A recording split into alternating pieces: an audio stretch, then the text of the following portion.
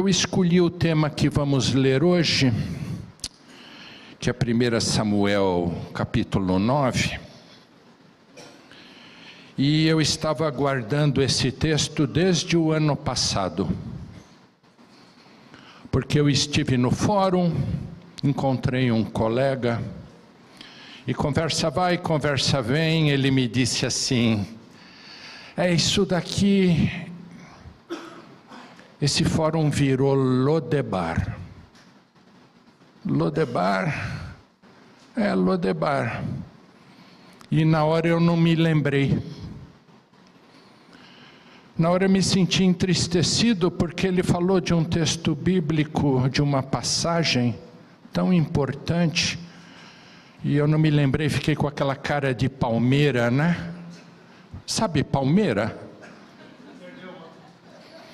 Saí do fórum, cheguei em casa, a primeira coisa que eu fui ler foi Lodebar. E de fato, eu já tinha lido esse texto umas várias vezes. E vocês vejam como é importante a leitura bíblica, que é o que a igreja está fazendo este ano. Está revisando um ano para a leitura da palavra.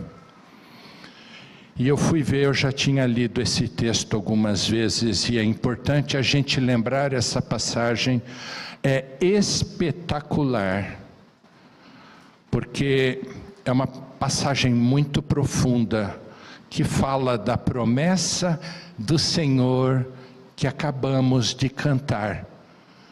Fala da bondade do Senhor. E vamos perder um tempinho aqui. Não muito, né, pastor? Mas só um tempinho, né? Eu coloquei aqui na versão NVI, porque o texto da ARA é mais rebuscado, mais difícil de a gente entender. Mas está aqui.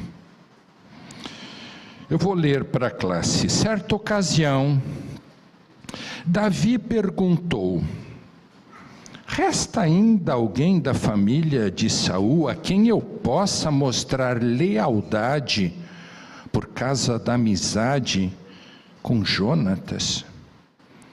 Então chamaram Ziba, um dos servos de Saul, para apresentar-se a Davi, e o rei lhe perguntou: você é Ziba? Sou teu servo, respondeu ele.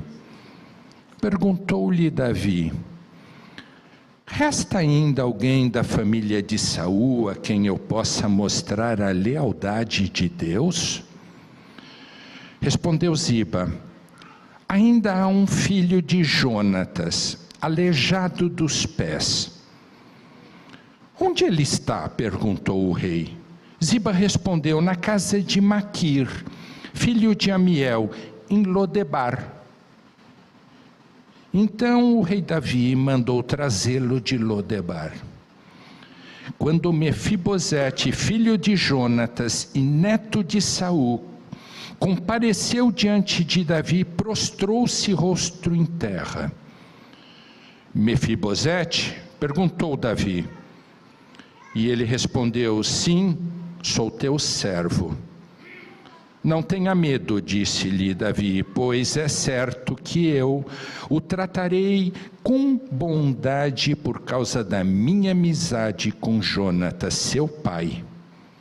Vou devolver-lhe todas as terras que pertenciam a seu avô Saul, e você comerá sempre na minha casa. Mefibosete prostrou-se e disse: quem é teu servo para que te procures como um cão morto como eu? Então o rei convocou Ziba e disse-lhe: devolvi ao neto de Saul, seu senhor, tudo o que pertencia a ele e à família dele. E você e seus filhos e seus servos cultivarão a terra para ele. Você trará a colheita para que haja provisões na casa do neto do seu senhor. Mas Mefibosete comerá sempre à minha mesa. Ziba tinha 15 filhos e 20 servos. Então Ziba disse ao rei: o teu servo fará tudo o que o rei, meu senhor, ordenou. Assim Mefibosete passou a comer à mesa de Davi, como se fosse um dos seus filhos. Mefibosete tinha um filho ainda jovem chamado Mica. E todos os que moravam na casa de Ziba tornaram-se servos de Mefibosete. Então Mefibosete, que era aleijado dos pés, foi morar em Jerusalém, pois passou a comer sempre à mesa do rei. Querido Deus, estamos nesta manhã reunidos aqui nesta devocional. E pedimos a Ti, Senhor, neste momento, que o Senhor conduza essa conversa conosco, colocando nos nossos corações, Senhor, o enchimento do Espírito, para que saiamos daqui, Senhor, fortalecidos, revigorados e plenos de alegria, Senhor, em nome de Jesus, que oramos agradecidos. Amém. É isso aí. Vocês viram, né, que esse texto que lemos tem nas nossas Bíblias, isso, aquele título que está assim: a bondade de Davi para com o filho de Jonatas. Acabamos de cantar, né, nessas músicas: Senhor, provai da tua glória e provai da tua bondade. É mais ou menos assim essa história. Talvez muitos aqui já conheçam o que vamos falar. Davi estava no auge da sua carreira. Ele estava já em Israel, estava reinando, estava julgando e estava tendo aquele momento especial, né, de governar toda a nação. Mas nós sabemos que a ascensão de Davi como monarca não foi fácil. Ele teve que, em primeiro lugar, enfrentar um problema seríssimo, que foi uma inveja doentia do seu antecessor Saul. Saul governou 40 anos, e foram 40 anos de fuga e daqueles momentos onde Davi tinha que se esconder e ser mais ou menos um refugiado. 40 anos de perseguição doentia. E como se não bastasse a inveja de Saul, nós temos que Saul, foi várias vezes repreendido pelo profeta Samuel, porque o governo de Saul era um governo desobediente a Deus. Ele foi um daqueles reis que estava escrito: este rei não foi bom diante do Senhor. Saul, portanto, perseguia doentiamente Davi. E nós tivemos isso. Samuel repreendia Saul. E o resultado dessa desobediência implicou na morte de Saul e também na morte dos seus 3 filhos. Eu anotei aqui: Jonatas, Abinadade e Malquessua. Os 3 filhos mais Saul morreram no campo de batalha. Foram aniquilados pelos filisteus ali. E com a morte de Saul e de seus 3 filhos, Davi é aclamado rei. Davi é aclamado rei em Judá. Porém, houve uma intriga, porque os generais de Saul, e especificamente um deles, que foi Abner, ele não concordava com essa situação de Davi ser levado ao trono.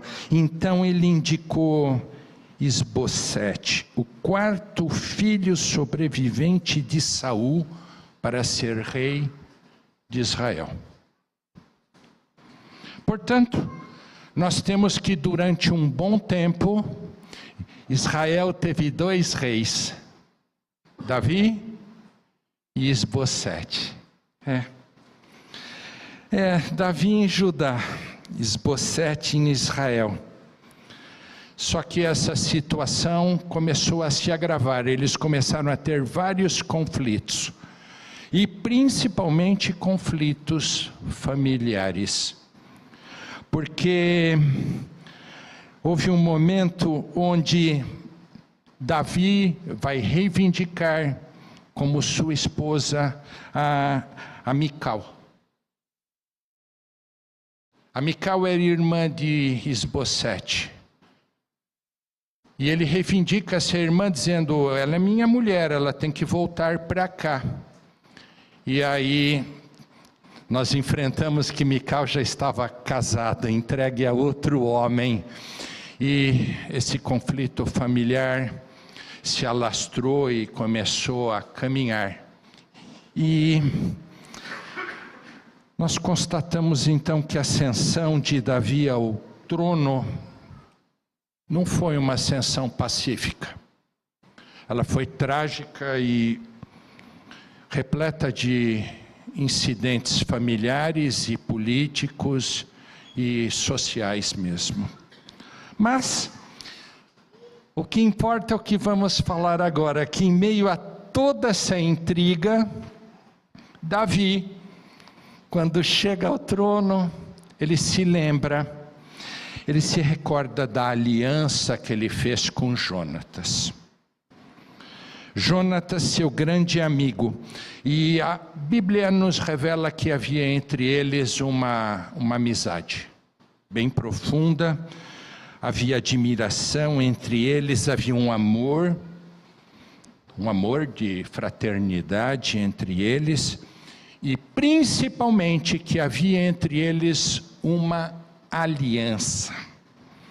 Essa aliança está registrada lá no primeiro livro de Samuel. Depois, em casa, vocês vão ler da mesma forma que eu cheguei do fórum, aquele dia eu fui ler. Isso é muito legal.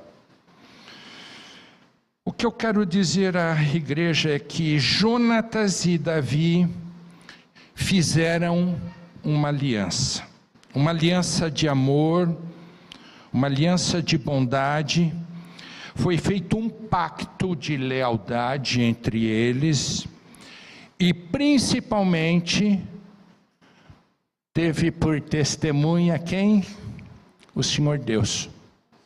A testemunha desse pacto foi o Senhor. Jonatas era o herdeiro natural do trono na sucessão de Saul. Mas Jonatas olhava para Saul e dizia, ele não pode ser rei, ele não age como um rei. Ele persegue, ele não ama as pessoas, ele inveja essas pessoas, mas a gente vê que,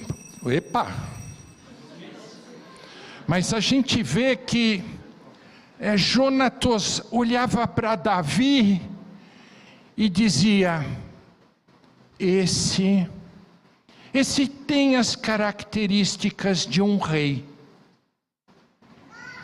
E olha como isso aconteceu na Bíblia.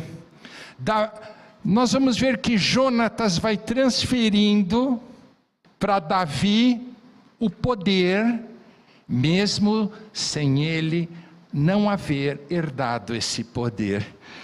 O texto bíblico diz que ele transfere sua capa, transfere sua armadura, sua espada, o seu arco, transfere o cinto. E nós vamos ver que tudo isso foi feito já em proteção a Davi. Jonatas foi protegendo Davi das intrigas do pai. Toda vez que ele ouvia dizer que o pai ia fazer uma coisa, ele corria e dizia, cuidado, meu pai está vindo. E assim foi.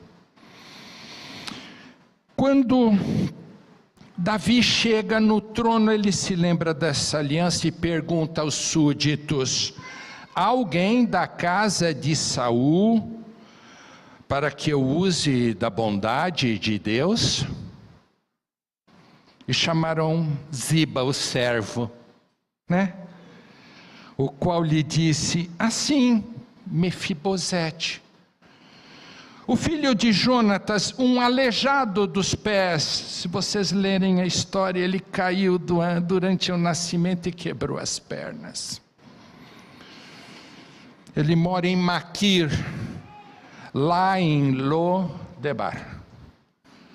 Então mandou Davi trazê-lo, restituindo-lhe todas as terras de Saul, certo?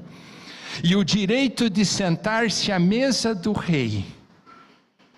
E também transferiu a Ziba, seus 15 filhos e seus 20 servos, todos os frutos da terra que pertenciam a Mefibosete. Marcão, o que isso tem a ver conosco? Muitos veem nessa passagem a semelhança, a mesma aliança que Deus fez conosco, irmãos. Estávamos distantes de Deus, prestem atenção. Estávamos habitando num lugar desolado, solitário, desértico, semelhante a Lo-debar.